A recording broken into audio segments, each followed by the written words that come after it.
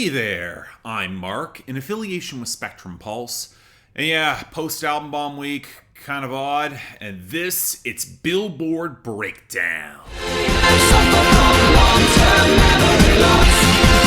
I don't remember. There are two ways to consider this week. The first is that it's a relatively standard post-album bomb episode where Future perhaps lingered more than you would expect, but we got a very healthy list of new arrivals and returns. The other way to view it is that, at least according to Billboard at this time, it's the second last week of their Billboard year for 2024, as this chart becomes less and less representative of a calendar year and a sane historical record. I'd say you could resolve it by just adding a few weeks to get it closer in line with maybe the end of November, but either we're not that lucky or Billboard isn't that smart, probably some of both. You know what, take your pick at this choice. In any case, our top 10, where for yet another week we got a bar song Tipsy by Shaboozey at the number 1, the very top. Yes, it lost the top spot in both streaming and sales, but it's so consistently strong in those channels regardless, and with so much radio inertia, it hardly matters. As I said last week, it could challenge the record for the most weeks at number 1 because I'm not seeing what could really obviously stop it. Some respect to Birds of a Feather by Billie Eilish getting a nice surge to number 2 off the music video. She's trying, but it spent the week largely declining on the radio, and there just was not enough in the margins to fill in the gap, and I don't think it'll go further. Then we got a big new debut in the top 10. At number 3, Timeless by The Weeknd and Playboi Carti. I'll get into the song proper later on, but the reason it debuted this high was streaming and sales, the latter of which wasn't really enough alongside radio slow to the punch to debut at the number 1. And I don't expect the inertia last year. I don't see this crossing over. All of which throws back I Had Some Help by Post Malone and Morgan Wallen down to number 4, although with both streaming and radio losses, it was firmly in decline anyway, which to a lesser extent was true for Espresso by Sabrina Carpenter down at number 5, although the radio losses were not quite as pronounced. Then we had Die With a Smile by Lady Gaga and Bruno Mars at number 6, where I keep expecting them to make more of a move as the streaming is strong and the sales are at least consistent, but the radio has been a little bit slow to fully embrace the song, which is kind of surprising considering the big name recognition of the two of them. At least with Chapel Roan and Good Luck Babe falling back to number 7, it kind of makes some sense, as both streaming and radio has now slipped into the downswing, and this is her breakout year. And that's kind of similar for Lose Control by Teddy Swims at number 8, with a bizarrely strong week on the radio, but considerably weaker streaming. Finally, we're ending things off with Sabrina Carpenter, as Taste held at number 9 thanks to strong enough streams to hold up a rather underwhelming radio push, and Please Please Please slid down to number 10 as the radio dumps it with less streaming in order to boot. And that naturally takes us to our losers and our dropouts here, which after a Future album bomb in the latter category, look, it basically translates to Stick Season by Noah Khan, making its pretty expected exit, alongside One of One by Gunna, which probably will just clinch its year-end list spot for 2024. And the losers are all pretty much just Future here. Lil Demon at 49, Teflon Don at 55, Pluto Ski at 62, Too Fast at 65, Ski at 73, and All Red by Playboi Carti at 72. Yes, I'm including it among the Future entries. If you've heard the song, you understand why. And now to a rather busy week when it comes to our returns and gains, where in the former group we see a cut like Chihiro by Billie Eilish rebound on some residual strength to 80. Then there's a couple songs that are clinging to the very bottom, like Close to You by Gracie Abrams at 99, and Slim Pickens by Sabrina Carpenter at 100. And then the tracks that could have a little bit more traction going forward. Liar by Jelly Roll, Baby I'm Back by Kid Laroi at 89, and most pleasingly, I Never Lie by Zach Top at 78. Not exactly gonna complain about those last 3. I mean, it could be promising. Now for our gains, well, I think the big story here is the rebound and surprisingly consistent success for Sabrina Carpenter's album cuts. Good Graces is back at 41, Juno is back at 47, Coincidence is back to 83, and Sharpest Tool is up to 87. But alongside that, we also saw residual rebounds for Billie Eilish, likely off the success of the Birds of a Feather music video just getting some crossover, with Wildflower at 35 and Lunch at 82. Then we had a couple other losers that tried to make up their gains. Shame that none of them them are good, with Dos Dias by Tito Double P and Peso Pluma at 61, Wind Up Missing You by Tucker Wetmore at 64, Lonely Road by Machine Gun Kelly and Jelly Roll at 67, and Diet Pepsi by Addison Rae at 70. Now for the rest, Prove It by 21 Savage and Summer Walker sticking around at 81, Whiskey Whiskey by Moneybagg Yo and Morgan Wallen at 57, Shake That Ass Twerk Song by Bossman D-Lo at 75, Beautiful As You by Thomas Rhett surging to 52, and most surprising to me, Love You, Miss You, Mean It by Luke Bryan is up huge to 39. I know it's getting a big Nashville radio run, but that's really all it seems to have right now, which is kind of disconcerting to say the least. That's it? It got up that high? Well, anyways, we got a healthy list of new arrivals here. Let's get this started with number 98, This Is My Dirt by Justin Moore. This ain't just a piece of land, the money be great, but I can't part ways with a life that works. You can't put a greenback dollar on what it's worth. This is my dirt. You know, one of my earliest album reviews was of Justin Moore over a decade ago on my main channel, and it was profoundly negative, and for the longest time I was sure his career would have faded out with the end of the 2010s. But somehow Scott Borchetta is still in his corner, where ironically it feels like the country world has embraced the warmer, neo-traditional tones, of which Justin Moore clearly has some affection. And yet, even as I can appreciate warmer pedal steel to back up the louder guitars, albeit the cymbals sound louder than they probably should, and Justin Moore has a really bad habit of over-singing, especially in the final hook, something about this song was not sitting right, mostly because it read like a flagrant ripoff of Dirt Cheap by Cody Johnson, in the exact same story of an old farmer getting approached by land developers and then refusing to sell to them. This song was literally released 2 weeks after Dirt Cheap, and once you hear the comparison, well, all the issues in the writing leap to the forefront. Cody Johnson just got more detail. He highlighted how others around the old farmer sold, and that amplifies the peer pressure, as with his child moving on to the city. There's more human detail, whereas for Justin Moore, it's the family house that he inherited. And I mean, that's certainly got its own gut-level emotional appeal, but it doesn't really have the same complexity or dimensionality. And that, combined with the oversold presentation, has the feel of Nashville trying to copy the template of something that was already done better in Texas, and that cuts it rather short for me. The underlying idea of the song isn't bad, nor is the execution, but this is the lesser version. All I'm saying. Number 96, Keep Up by Odetari. Keep up on my track, boy, I doesn't keep my numbers going strong.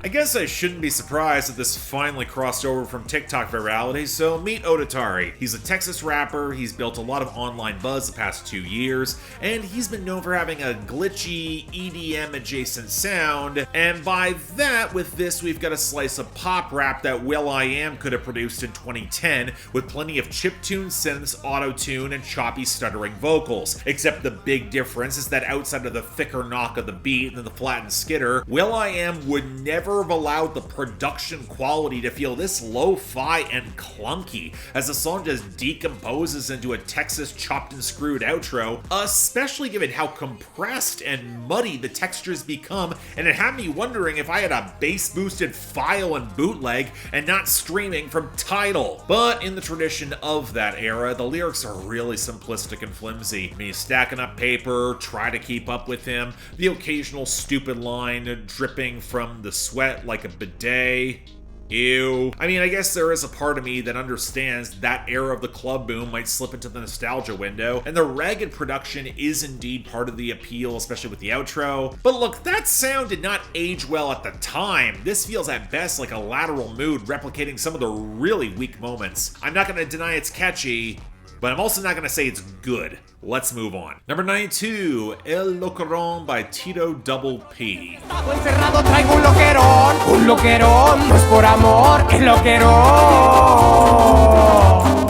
Did someone just collectively decide that Peso Pluma wasn't doing enough, so we have to start getting more songs from one of his brang counterparts? I mean, sure, Tito Double P's got more sleazy energy, and I think this song is trying to do a little bit more with the wheezy accordion around the farty horns, and that electric guitar that's buried at the back of the mix that does add a different texture on the outro. Clearly the production budgets have gone up considerably. I'm just not sure all these pieces really fit together that well. It's not like the song's got much in the way of a groove or knows how to adequately accentuate that electric guitar behind all the rattling bass. I mean, it sure as hell doesn't play with it properly in contrast against the accordion, and when you translate the song and discover it's just a crazy binge on flexing, drugs, and cheating on his girl with her friend, yeah, no, I'm not on board with this. It's got some interesting ideas. I can't say I'm a fan. Number 91, Or What by NLE Choppa and 41.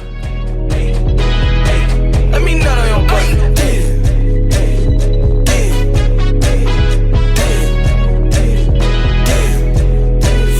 I don't know where I stand with NLE Choppa these days, mostly because I think he's leaning into the memes, and I'm not sure which level of irony I need to be on to properly appreciate him. Now, one thing I will give NLE Choppa is that for as often as he really sucks, he's rarely boring when he does so. So if he's gonna be bad, might as well bring energy and be interesting when he is bad, and I can at least quasi-respect him for it, especially with this slice of New York drill and the collab with the rap group 41. And let's make this clear, NLE Choppa leaning into the horn dog energy for a project called, I'm not kidding about this, Slut Season, gives us a distinctly odd energy, especially with the faded, sultry synths behind that low pulsing thrum of the beat, then gets this big horn line for the main melody on the hook. It's as if it was trying to be sexy and then deliberately makes it ridiculous. But I also don't get the vibe of trying to commit to pure humor or comedy, as NLE Choppa goes from a pretty lethargic flow in his verse to what I can only describe as a Lil Wayne singing impression, and 41, well, Kid Rich has a husky delivery that doesn't really fit the vibe, but he's at least distinctive from Tata and Jen Carter, who I cannot tell apart, and none of them have much comedic flair here either. But then you recognize the main line outside of the ad-libs on the hook is, "Let me nut on your butt," as then Kyle Rich makes Migos references that are about a decade old, Jen Carter references Five Nights at Freddy's and says his girl is sick of him because she got the itis, and NLE Choppa has the line, "Throw up on it like you sick." Again, ew. I mean, it's kind of a shame because I think the production actually has some swing to it if it was on anything but a sex song, but I can't say this is good. If anything, it's got the feel of trying to recapture Slut Me Out with a bit more sincerity or seriousness, and that strikes me as completely the wrong mood, especially given that on Slut Season we've got Slut Me Out 2, Slut Me Out 3, and Slut Me Out Country. Somehow, I don't think this is gonna have the same legs. All I'm saying. Number 90, No One Noticed by the Marias. All alone, 'cause I'm so over being lonely. May have lost a virtual connection. I have lost a video obsession. So the last time I briefly talked about the Marias was back in 2022 when they had a feature on Bad Bunny's album. Haven't really seen a lot of buzz for them since, but this is a song from their sophomore album entirely in English, which I guess should not be all that surprising for a California indie pop band, and, well, the cooing, soft-focused vocals make a return, but it kind of works for more of a dream pop vibe with the gauzy, down-tempo synths, the steady drum work, and that echoing guitar smolder midway back. And on that note, the song is all about capturing that lonely feel of yearning for your lover, or ex-lover, halfway around the world to call, provide at least a video connection, and if that doesn't work, maybe she might hop on a plane and go see them before then vanishing again. She doesn't want to be too much of a bother. And I think the key word here is maybe. This is not a song that's really taking a lot of agency. It's largely trapped in their own head, that wistful insecurity, where it's not so much desperate, but deeply sad and lonely. I mean, if there is TikTok virality attached to this, I would not be remotely surprised. Now, I guess to me, as a slow burn dream pop song, I would normally like this with a little more foundation or groove or a bit more intricacy in the content, but outside of that, you know what, yeah, cute little song, feels sincere, I'd say it's good stuff. Number 88, Blow for Blow by Tee Grizzley and J. Cole. We trap niggas that wet up your doors. Who go harder than them and never let off before? Who got your heart poking their head out the door? getting paid every week like he did all his chores. Life's a bitch, I'm rich till I divorce. If the shit go left, I'm pulling bread out the floor. So I guess we're at the point we're just gonna watch J. Cole go back to his feature run and pretend like the rest of his year hasn't happened. Looking on social media, it certainly has a feel like a lot of the coal miners have come out of hiding in order to prop him up in recent weeks, and it's taken quite a bit of self-control on my part to not respond to all of it, especially as I'd argue he didn't even have the best verse on that A$AP Rocky song. But okay, fine, whatever. He's now on this Tee Grizzley song, produced by Pierre Bourne of all people. And yeah, you know what? 2 for 2 and J. Cole not having the better verse here. And considering that Tee Grizzley opens up with chain nastier than cow manure, that is saying something. Cause look, I don't want to hear J. Cole call himself the GOAT off of features in 2024, especially when you have transphobic bars midway through your verse, and on your hook you say, life's a bitch, I'm rich till I divorce. Congratulations in continuing to ramp up all your sketchy vibes. I mean, the rest is bragging, some decent wordplay around K-pop and LL Cool J, and he's dunking on trap rappers with the line, don't trust rappers ho, trust in Jesus. That might actually be worse given the state of evangelical Christianity in the United States, and that makes Tee Grizzley's energy and more simplistic flair actually have some charm to me. He talks about not doing drugs, but he's kind of chill if folks do. He makes a D&D double entendre that is well constructed enough to make me believe he's played at least once. Immediately I'm more interested, and enough regret at the folks who didn't wait for him coming out of prison or staying with him when he did get out to just chase for the best. And yeah, his flow's a little ragged, but it's mostly on track, and the minimalist keys backing up the heavy, if somewhat cheap sounding trap knock, it's something he can manage. In other words, yeah, I know, the Cole feature is probably why this charted, but it shouldn't have been. That's all I'm saying. Number 79, Heavy is the Crown by Linkin Park. Fire in the sunrise, ashes raining down. Try to hold it in, but it keeps bleeding out. This is what you asked for. Heavy is the crown. Okay, so I thought the first Linkin Park single, opting for a defensive posture, was probably the wrong move. And again, it's not like all the sketchy buzz around their new lead singer has precisely evaporated, but I was willing to give this a proper chance with that utter misquote of the original Shakespeare from Henry IV, uneasy lies the head that wears a crown. You're not talking about the crown itself. Now, some of that might also be likely tied to the song being the official League of Legends World's Anthem for this year, and apparently an orchestral version of the song is intended for Arcane, and honestly, I think it's a little better for it, especially melodically with that slightly weathered melodic sample nestled within the riffs, as it plays to some of that same confrontational energy of taking up a difficult challenge and then having to struggle to actually get through it. Granted, if we are making the comparison to royalty and Shakespeare and then being on top, I'm not sure they would get away with some of the subtle self-aggrandizing, but at least they get that they set themselves up for it, and Emily Armstrong can still holler like nobody's business. Now, if I think there is a misstep here, it might have actually come from Mike Shinoda. He's not as good of a rapper as I think he thinks he is, and the melodic slowdown right before Armstrong cuts loose on the bridge, it kind of undercuts some of her momentum, but as it is, you know what, look, if I'm getting a song associated with Arcane, I will certainly take this over Enemy, but I only consider it a slight step up. Not great, but it works. Number 68, Fall Fast in Love by Rod Wave.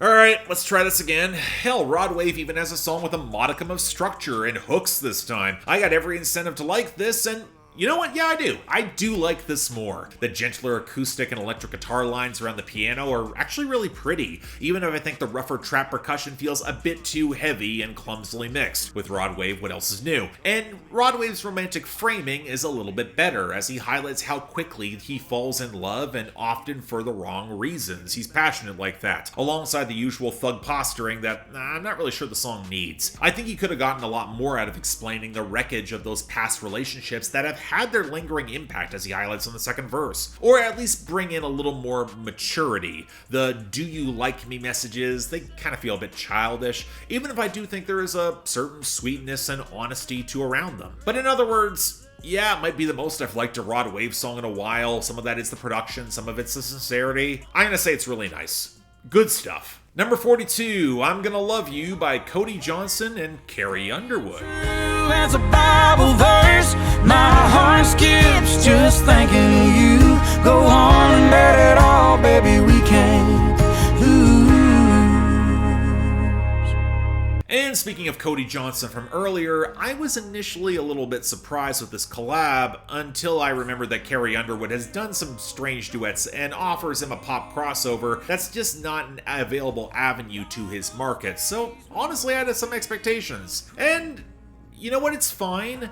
The chemistry's okay, the main piano line is balanced out well by the warmer guitars and the steady beat. I like the guitar solo, and if you're looking for a straightforward, rather unchallenging love song, I guess this would fit the bill. Carrie Underwood can still really sing. But the problem I have is both comparison. The guitar solo remind me with Brad Paisley is the best duet Carrie Underwood has in her catalog, and this is a bit too slow and self-serious to match that fire and chemistry. But also there's not a lot really to this. From the chord progression to the quasi-Christian music backdrop, it's just very stock. I'm not sure the intangibles are enough to make this feel all that special. Yeah, it's fine. I'm just gonna forget it in record time. And finally, number 3, Timeless by The Weeknd and Playboi Carti. Oh, she wanna be double O tatted on her body, yeah. It don't matter what they say, I'm timeless, yeah. Somebody needs to explain to me why The Weeknd has this desire to work with Playboi Carti, because I don't think they complement each other that well. Aside from the painful irony of calling this timeless, where for me everything about Playboi Carti is felt immediately dated to its specific time and place. Popular was a terrible fucking song, and I heard the buzz behind this was not much better, especially as this was apparently the original, recorded over a year ago, sometime as more of a Playboi Carti song, produced by Pharrell of all people. And yet here's where I might surprise folks and say I don't dislike this as much as I feel like I probably should. I think it might be the groove. Maybe it's my preference for trap beats from Pharrell with the glossy, rain-soaked burble of the beat that creates that chillier groove. But yeah, I think the production really works here, and I was almost on board for Carti switching constantly from his regular vocal tone to more of the baby voice. Even if, of course, he's got nothing that interesting to say besides sex and brand name flexing for what this sort of song is. And while I won't say The Weeknd does much better in terms of his own flex, I think he's got much better command of the smokier atmosphere, whereas Playboi Carti just kind of sits on top of it, where the opulence and success in Toronto has an icy, sleazier vibe that only intensifies as the song concludes. I think the far more alarming problem is that of The Weeknd's lead-off singles, neither of them have the immense power or presence or intensity of his best. Maybe it's the tempo, maybe it's the content, maybe it's just missing an edge. I'm not really sure. Either way, I don't think this is quite as bad as some folks have made it out to be, even if the industry and we can clearly see it as a saving throw, but I can't in good conscience call it that good either, and that's likely the much bigger problem. But okay, that was certainly a week. Why did it feel longer than usual? And the best and worst are kind of in odd places. Then the latter group, hot take, I'm gonna go with Keep Up by Odetari. There is no excuse for the production to sound that shoddy, even if you are gonna chop and screw it, with the dishonorable mention going to Or What by NLE Choppa and 41. More because the song doesn't work at all, even if it's got good elements. I still do like that production. For the best, a bit more straightforward, and I'm gonna go with Fall Fast in Love by Rod Wave. With the honorable mention, you know what, that song by the Marias, No One Noticed. I mean, it's no beach house, but I'm gonna take good dream pop actually crossing over to the Hot 100 when it happens. Next week, well, the last week of this Billboard year, unless they decide to pull a fast one on me, we will have to see. But until then, I'm Mark, you're watching Billboard Breakdown, affiliated with Spectrum Pulse, and I'll see you next time.